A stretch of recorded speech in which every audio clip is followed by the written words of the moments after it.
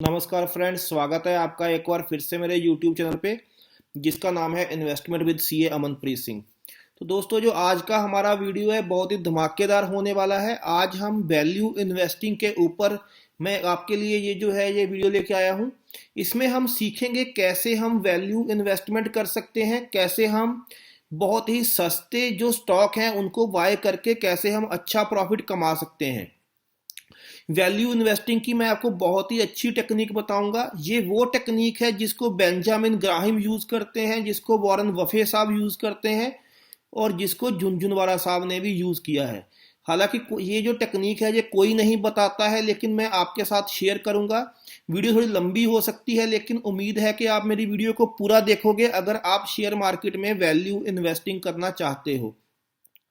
Video में आगे बढ़ने से पहले दोस्तों, जिसने मेरा चैनल सब्सक्राइब नहीं किया है प्लीज सब्सक्राइब कर लीजिए और शेयर कर दीजिए और वीडियो को लाइक कीजिए। और दोस्तों, एक चीज और है इस वीडियो में, अगर आप मेरी वीडियो को पूरा देखते हो और मेरी वीडियो को लाइक करते हो और कमेंट करते हो तो मैं आपको एक 100 आवर्स का जो कि पेड मटेरियल है वो आपको फ्री ऑफ कॉस्ट उपलब्ध कराऊंगा मैं। और इसके अलावा मेरी यूट्यूब की एक सीरीज आ रही है जिसमें कि फुल मैं वैल्यू इन्वेस्टिंग के ऊपर कोर्स लेके आ रहा हूं, जिसमें कि मैं आपको एक एक रेशो समझाऊंगा कैसे हम वैल्यू इन्वेस्टिंग, कैसे हम सस्ते स्टॉक्स ढूंढ सकते हैं, अच्छे टाइम में एंट्री करके अच्छा मुनाफा कमा सकते हैं। दोस्तों, वीडियो लंबी हो जाएगी तो चलते हैं वीडियो में। जो आज की हमारी वीडियो है वो है प्राइस अर्निंग रेशो। तो प्राइस अर्निंग रेशो को हम समझेंगे, ये रेशो होती क्या है और ये क्या फार्मूला है जिससे कि बेंजामिन ग्राहम और वॉरेन बफे साहब और झुनझुनवाला साहब ने इतना बड़ी वेल्थ बना दी।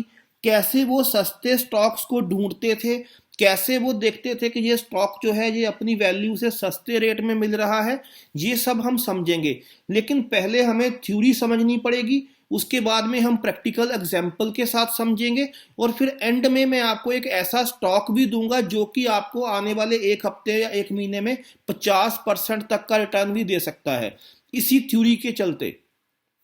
तो दोस्तों, समझते हैं प्राइस अर्निंग रेशो होता क्या है। जैसा कि इसके नाम से ही क्लियर है, PE ratio, price earning ratio. तो द पीई रेशो और जो प्राइस अर्निंग रेशो है ये रिलेशनशिप है स्टॉक के प्राइस और कंपनीज की अर्निंग के बीच में, कि कंपनी किस रेशो से कमा रही है और जो उसकी प्राइस है वो उसके मल्टीपल, कितने मल्टीपल है। It is a valuation ratio of a company's current share price to its per share earning. मतलब जो कंपनी की करंट मार्केट प्राइस है वो उसका जो अर्निंग पर शेयर है उसके कितने गुना है। मतलब जो कंपनी, अगर मान लीजिए, आगे चलते हैं, the PE ratio is the most popular metric of stock analysis through not the only one. हाँ ठीक है, सिर्फ एक नहीं है लेकिन ये एक बहुत ही इंपॉर्टेंट मैट्रिक्स है। अब हम बात करेंगे पीई रेशियो को निकालते कैसे हैं। दोस्तों, पीई रेशियो निकालने से पहले हमें अर्निंग पर शेयर निकालना पड़ेगा। तो किसी भी कंपनी का जितना भी मुनाफा है, मान लीजिए किसी कंपनी का 100 रुपया मुनाफा है और उसके 10 नंबर ऑफ शेयर हैं, तो उसका जो अर्निंग पर शेयर आ गया वो आ गया 10 रुपये। एक कंपनी एक शेयर के पीछे 10 रुपये कमा रही है। अब जो भी उसकी मार्केट वैल्यू है, मान लीजिए उसका शेयर चल रहा है 100 रुपये का, तो अगर उसकी अर्निंग पर शेयर 10 है तो उसकी पीई रेशो 10 आ जाएगी। समझते हैं, a company having share price of 40, मान लीजिए किसी कंपनी का जो शेयर प्राइस है वो 40 रुपये है और जो उसकी अर्निंग पर शेयर है वो 8 रुपये है। 40 रुपये की मार्केट वैल्यू है, 8 रुपये का शेयर है, तो जो पीई रेशो हो गई वो हो गई 5 रुपये। But what does this PE ratio tells, तो ये हमें क्या बताती है, इस 5 का क्या मतलब है। Essentially, the PE ratio gives us an idea of what the market is willing to pay for the company's earning. ये हमें ये बताती है कि अगर कंपनी 1 रुपया प्रॉफिट कमाती है तो मार्केट 5 रुपये पे करने के लिए तैयार है। मतलब किसी कंपनी का, अगर कोई कंपनी की अर्निंग 1 रुपया है, पिछले 12 महीने में अगर उसकी अर्निंग 1 रुपया है तो जो मार्केट है वो उसके शेयर के लिए 5 गुना मतलब 5 रुपए पे करने को तैयार है जो इन्वेस्टर है। तो सम थंब रूल समझते हैं, जितनी ज़्यादा हाई पीई होगी ये हमें ये बताती है कि मार्केट उतना ही ज़्यादा उसकी अर्निंग के लिए पे करने को तैयार है। मतलब कि अगर पीई रेशो हाई है इसका मतलब ये है कि जो मार्केट है उसके लिए ज़्यादा अर्निंग की पेमेंट के लिए तैयार है। कुछ इन्वेस्टर जो हैं वो हाई पीई को ओवर प्राइस्ड भी मानते हैं, which may be the case sometimes, जो कि कई बार सही भी होता है। कई बार कुछ स्टॉक जो होते हैं वो अपनी औकात से ज़्यादा बढ़ जाते हैं। तो हाई पीई जो है हर वक्त अच्छा नहीं होता है, हाई पीई ओवर प्राइस्ड का भी होता है। ये हम देखेंगे आगे चल के, हम समझेंगे कैसे हमें समझना है कि ये हाई पीई है मतलब ये ओवर प्राइस हो चुका है, जहाँ अभी ये स्टॉक जो है ये इसमें अभी पोटेंशियल है। However, it can also indicate that the market has high hopes for the share's future and has bid up the price।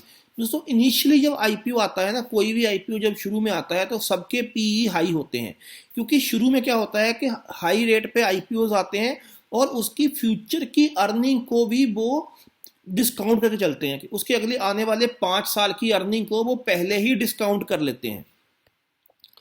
देखिए, कंसिडरिंग अवर प्रीवियस एग्जाम्पल, जो हमने पीछे एग्जाम्पल लिया था जहां पे कि पीई रेशो 5 था, since the ratio of market value to earning जो है वो 5:1 है, ये हमें ये बताता है कि मार्केट इज प्रिपेयर टू पे, मार्केट तैयार है 5 रुपए पे करने के लिए एवरी सिंगल रुपए of earning from a particular stock. उस स्टॉक से अगर 1 रुपया अर्निंग आती है तो मार्केट जो है उसके शेयर के लिए 5 रुपए देने को तैयार है। ये हमें पीई रेशो बताता है। अब हम थोड़ा सा इसको समझते हैं कि अ लो पीई रेशो में indicate vote of no confidence. तो जरूरी नहीं है कि अगर पीई रेशो बहुत कम है तो इसका मतलब है वो बहुत अच्छा स्टॉक है। इसका मतलब ये भी हो सकता है कि लोगों को इसके अंदर विश्वास नहीं है by the market, which means that the investors have undervalued the stock due to lack of confidence in its future growth। तो इसका मतलब ये भी हो सकता है कि इन्वेस्टर्स को इसमें फ्यूचर में ग्रोथ नहीं दिखती है, इसलिए भी किसी स्टॉक की जो पीई रेशो है वो लो हो सकती है। However, it could also means that this is a stock which has been overlooked by the market and does possess future growth potential। ये भी एक पॉसिबल कॉन्ट्रापिक हो सकती है कि मार्केट अभी इसको ओवरलुक कर रहा है लेकिन इस स्टॉक में अच्छा ग्रोथ है। तो ग्रोथ पोटेंशियल जो है वो मेजर इसमें फैक्टर है पीई के लिए, कि अगर मान लीजिए किसी स्टॉक में अच्छा ग्रोथ होने की उम्मीद है और पीई लो है तो that is the best stock जो हम परचेज कर सकते हैं। If this is a case where they are considered value stock and investors sometimes make their fortune spotted these diamonds before the rest of market discover their true value। तो कई बार ऐसा भी होता है कि हाँ कुछ स्टॉक ऐसे होते हैं डायमंड्स जिनको कि जो कि मार्केट की नज़र से दूर होते हैं और एकदम से जब उसके ऊपर नज़र पड़ती है तो वो एकदम से जो है भागने शुरू हो जाते हैं।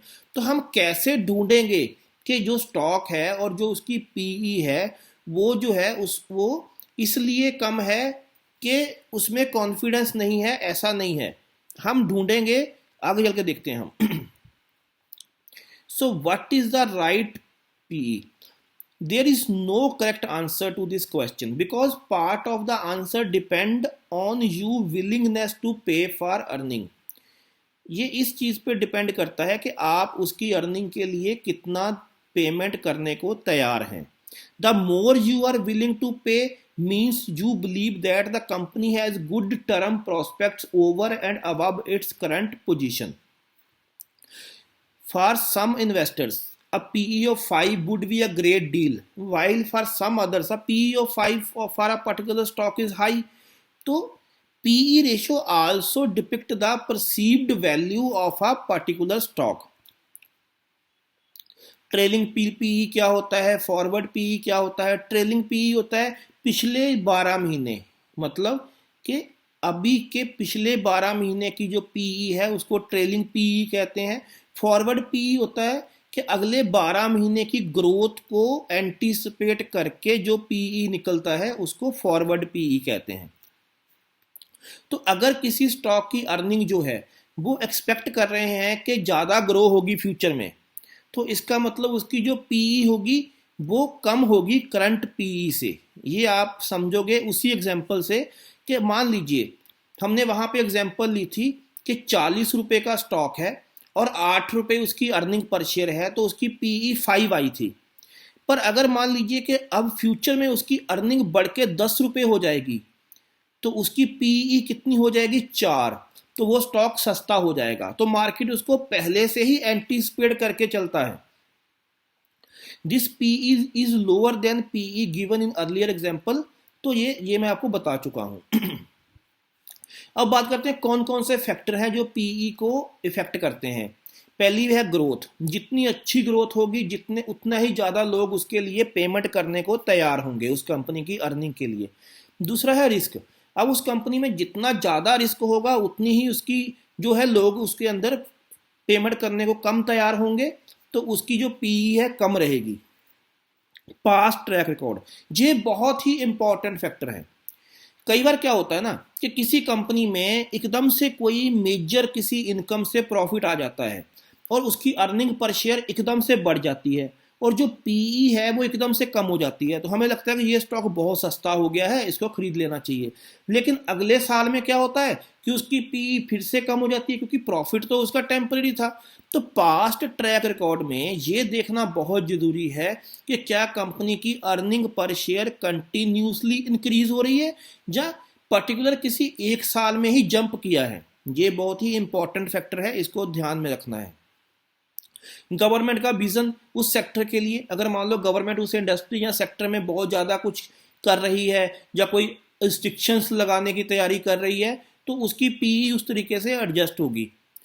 परफॉर्मेंस ऑफ इकोनॉमी, इकोनॉमी का भी उस पर इम्पैक्ट रहता है। अगर इकोनॉमी जो है बहुत अच्छा ग्रो कर रही है तो जो पीईज हैं वो हायर साइड में हो जाते हैं, और अगर जो इकोनॉमी है वो कम ग्रो हो रही है तो जो पीईज हैं वो लोअर साइड में हो जाते हैं।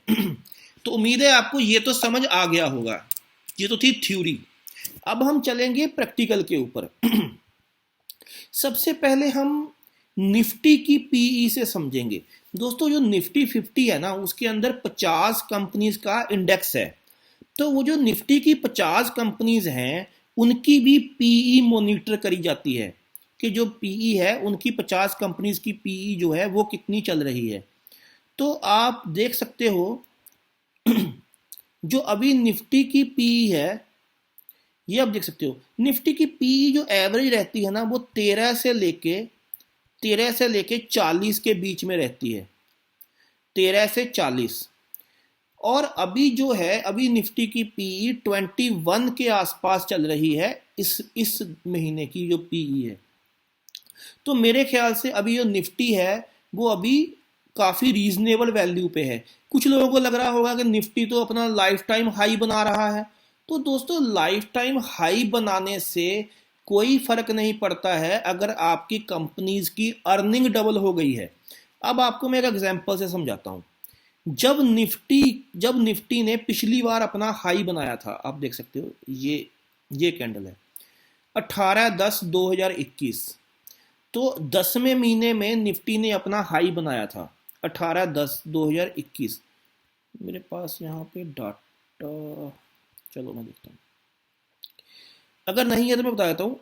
2021 18/10 में निफ्टी की पीई लगभग 38 थी और जो अभी है इसकी पीई वो लगभग 21 चल रही है। तो पिछली बार की हाई से अभी जो निफ्टी है वो बहुत ही रीजनेबल प्राइस पे जो है रुका हुआ है, और मेरा ऐसा मानना है कि निफ्टी में अभी बहुत ज़्यादा ऊपर जाने की शक्ति है क्योंकि 30 तक पीई जो है वो महंगी नहीं है निफ्टी के अंदर। निफ्टी यहाँ से 20 से 25% और चल सकता है ऊपर आने वाले टाइम में, क्योंकि अभी भी निफ्टी महंगा नहीं है। 21 की पीई महंगा नहीं है क्योंकि ये 40 तक भी जा चुका है और एवरेज ये 25, 28, 29 तक ये जाता है। तो अभी अगर आपको ये लग रहा है कि मार्केट बहुत महंगा हो गया है तो ऐसा नहीं है, लेकिन अगर आपको सस्ते मार्केट में इन्वेस्ट करना है तो फिर आपको वेट करना पड़ेगा जब निफ्टी 15 आ जाए या 13 आ जाए, तो वो तो कभी 2-3 साल में एक आध बार आता है। अब हम बात करेंगे किसी स्टॉक की, कि कैसे हम किसी स्टॉक में ये चेक करेंगे कि उसकी जो पीई है, अभी उसकी जो पीई है वो सस्ता है कि महंगा है। तो दोस्तों इसके लिए मैं आपको 2 एग्जांपल दूंगा। पहले हम चलते हैं, फिर मैं आपको बताऊंगा कैसे हम स्क्रीनर लगा के ढूंढ सकते हैं वो स्टॉक्स को। पहले मैं आपको बताऊंगा, मैं एक आपको वेबसाइट बताऊंगा, screener.in। आप इस वेबसाइट पे जाइए। अब आपको यहाँ पे जो स्टॉक भी सर्च करना है, तो जो मेरा फेवरेट स्टॉक है वो है बजाज फाइनेंस। तो मैं बजाज फाइनेंस की बात करता हूँ। बजाज फाइनेंस लिमिटेड, ये आ गया। तो ये जो स्टॉक है ये अभी 7,051 पे चल रहा है। इसका जो हाई है वो है 8,045 और जो लो है वो है 5,220।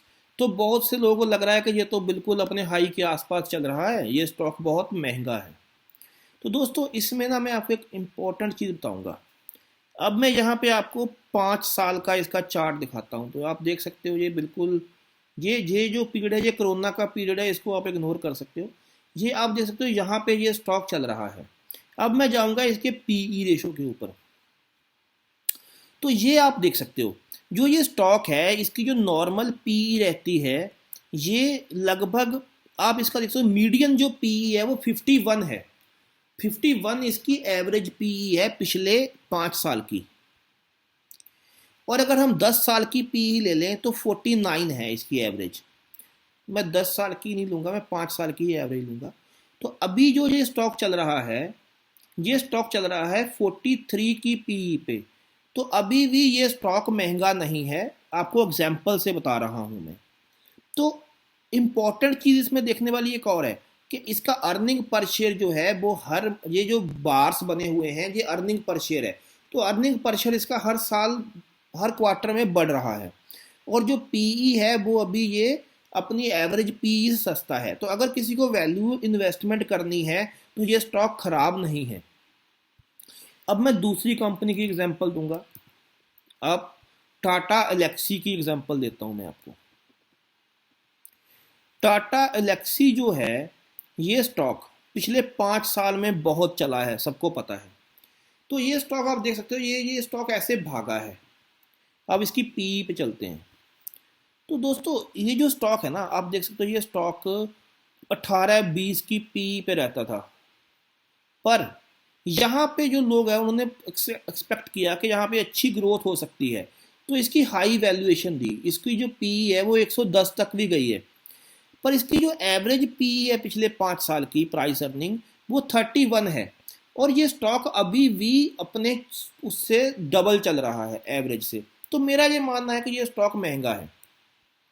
हालांकि ये स्टॉक ने 10,760 लगाया और अभी 6,900 पे चल रहा है, बहुत नीचे गिर गया इसका प्राइस। लेकिन मेरा ऐसा मानना है कि वैल्यूएशन के लिहाज से अभी भी ये कंपनी महंगी है। अब मैं आपको कुछ वो बताऊंगा कैसे आप स्टॉक्स को ढूंढ सकते हो फिल्टर के माध्यम से। कैसे हम फिल्टर लगा के कुछ स्टॉक्स को ढूंढ सकते हैं, इसके लिए मैं आपको एक एक सिंपल आइडिया बताऊंगा। बाकी आपके पास बहुत सारे तरीके हैं इसको ढूंढने के लिए। तो मैं यूज़ करता हूं स्टॉक एज को। तो स्टॉक एज के अंदर मैं खाली एक स्कैन लगाऊंगा। जो स्टॉक 52 वीक का ब्रेकआउट पे हैं, जिन स्टॉक्स में 52 वीक हाई को क्रॉस किया है कल, इसमें मैं लूंगा मेजर स्टॉक्स। ठीक है। तो ये 4 स्टॉक मेरे पास आ गए। ये स्टॉक, ये तो खाली मैं कल के लिए जो अभी जो मुझे लग रहा है, कल जो 11 तारीख की स्कैन है, तो कल में मुझे ये 4 स्टॉक मिले हैं जिन्होंने अपने 52 वीक हाई को तोड़ा है।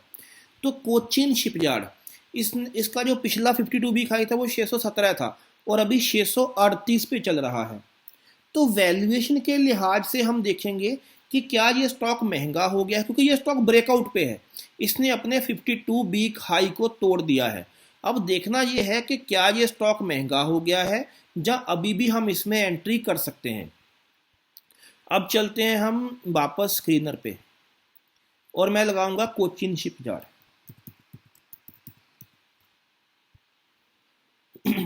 तो इसके अंदर ये हम देख सकते हैं प्राइस, तो इसके अंदर आप देख सकते हो प्राइस बिल्कुल अप ट्रेंड में है।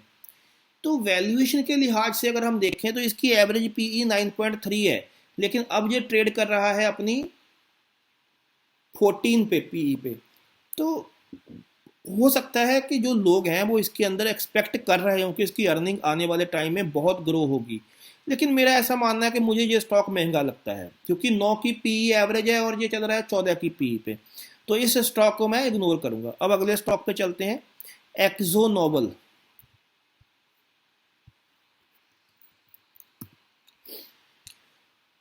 एक्सो नोबल जो है, ठीक है, प्राइस में ब्रेकआउट है, प्राइस तो ऊपर ट्रेड कर रहा है।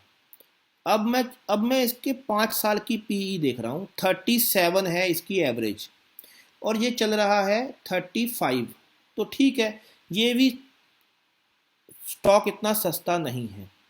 अगले स्टॉक पे चलते हैं, ऑल कार्गो लॉजिस्टिक।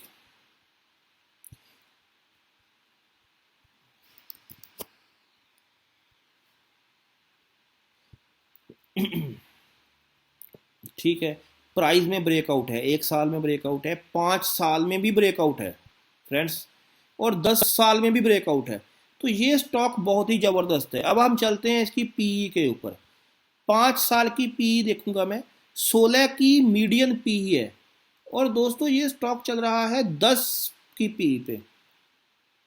तो ये स्टॉक है जो कि हमें यहाँ से 50 मतलब 10.7 10.7 है ना, तो 16 इसकी मीडियन पीई है। तो ये एटलीस्ट अपनी मीडियन पीई को टच करना चाहिए क्योंकि अर्निंग पर शेयर भी इसका एवरी क्वार्टर बढ़ रहा है। आप देख सकते हो अर्निंग पर शेयर, देख सकते हो दिसंबर में था अर्निंग पर शेयर 9 रुपये, बढ़ के हो गया आपका 22 रुपये, फिर हो गया ये आपका 35 रुपये, फिर हो गया 42 रुपये।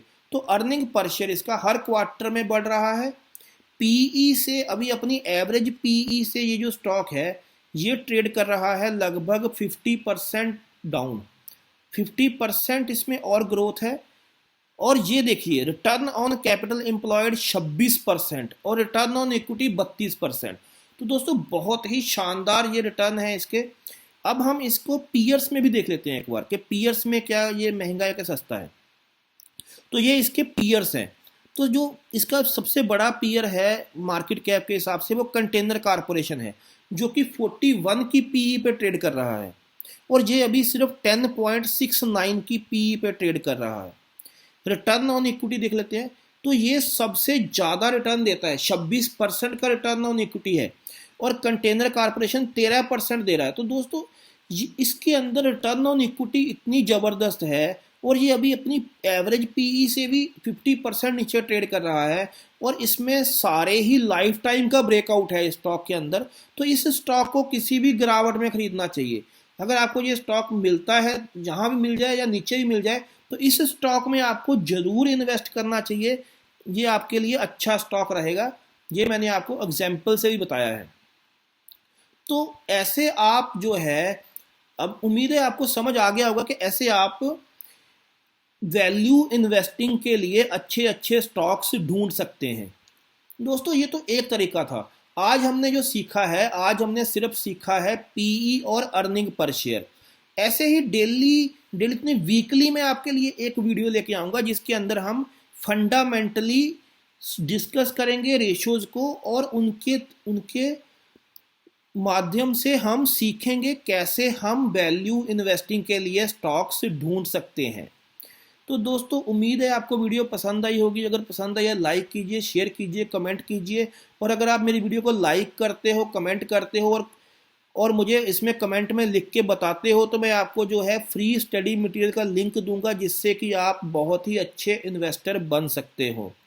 उम्मीद है आपको वीडियो पसंद आई होगी। मिलते हैं अगली वीडियो में, तब तक के लिए नमस्कार।